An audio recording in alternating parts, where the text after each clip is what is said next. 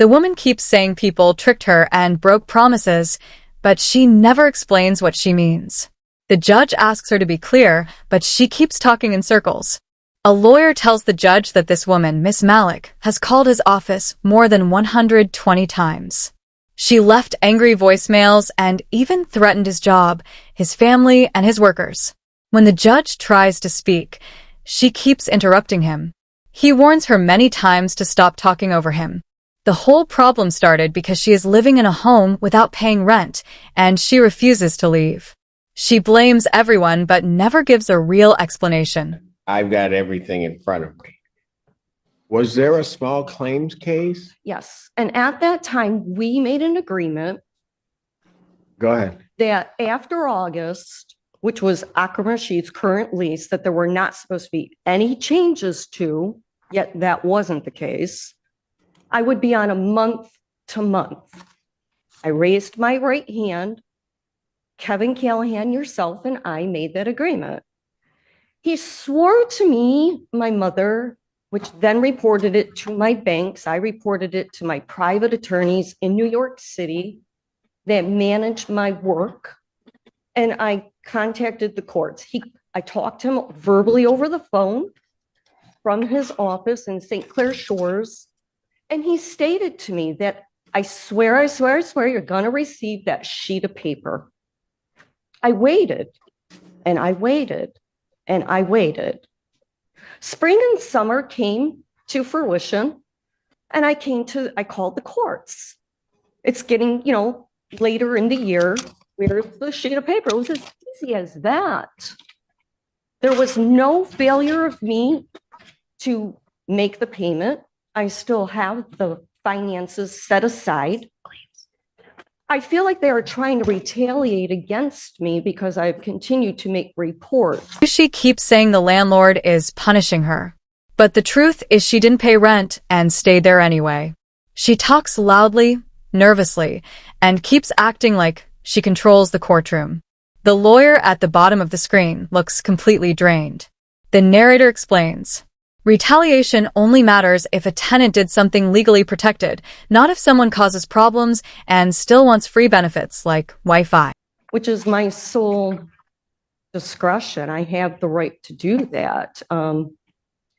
Between the Michigan State Police that were called on numerous occasions by other. Ma'am, I'm going to have to stop you because I'm not clear what you're talking. Well, I think that there's a position here where there's charges that he wanted to dismiss, but because he did not fulfill the obligation that he promised me, by August, I was being manipulated and they're not following through with their original agreement. Manipulated by whom? I, yourself, and Callahan last January coming into February. We sat in the Zoom conference. I presented the paperwork that was unorthodox. Judge, if I may, I have information on this. And this change of ownership will not affect your lease agreement.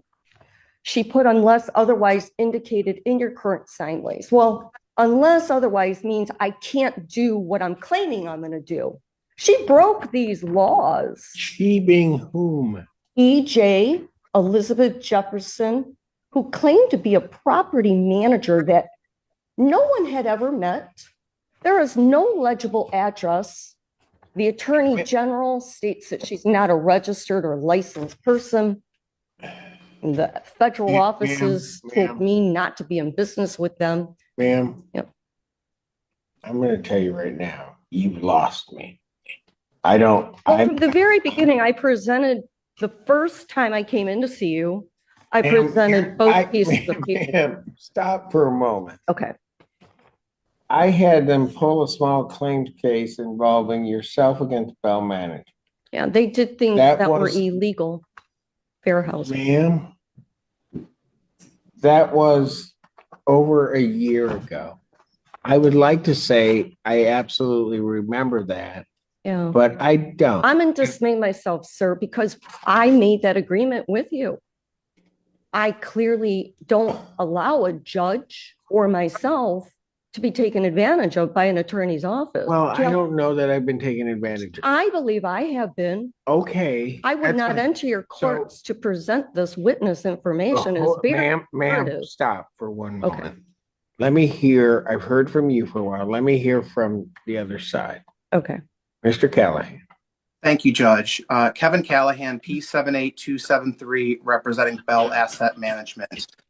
The matter that Ms. Malik is speaking of was a previous matter, a small claims matter that was filed against my client in conjunction with a non-payment of rent matter that we filed against Ms. Malik. Those matters have been decided. Those matters are closed. It has no bearing on this matter whatsoever.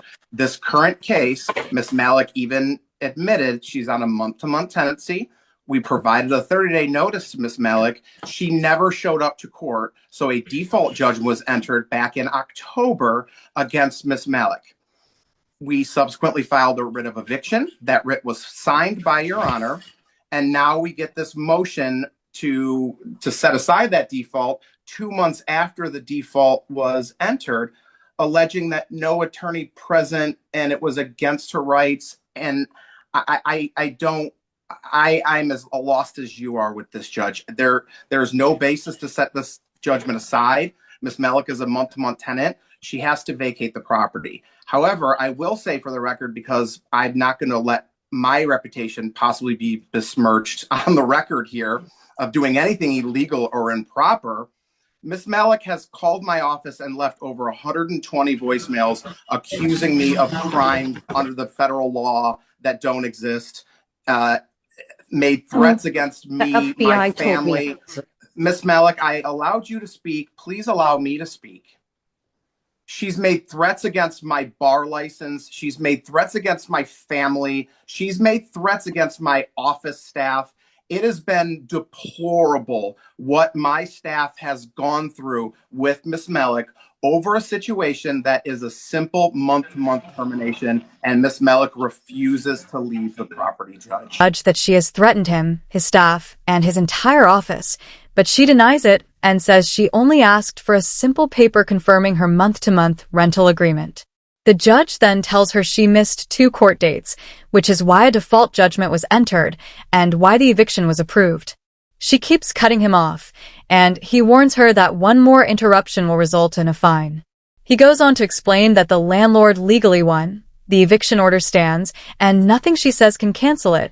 Paying rent now doesn't matter because the landlord wants her gone, not her money. She repeats the same story over and over about promises and papers under the door, but the judge keeps reminding her that none of it changes the outcome. He denies her request, and when she asks to stay until the end of January, he refuses but gives her 10 extra days, until January 16th. Even then, she keeps asking questions, and he tells her to stop and listen as he explains that her escrow money will be returned in 15 days. She tries to give him a new address, but he directs her to the clerk instead and finally orders her to leave the courtroom.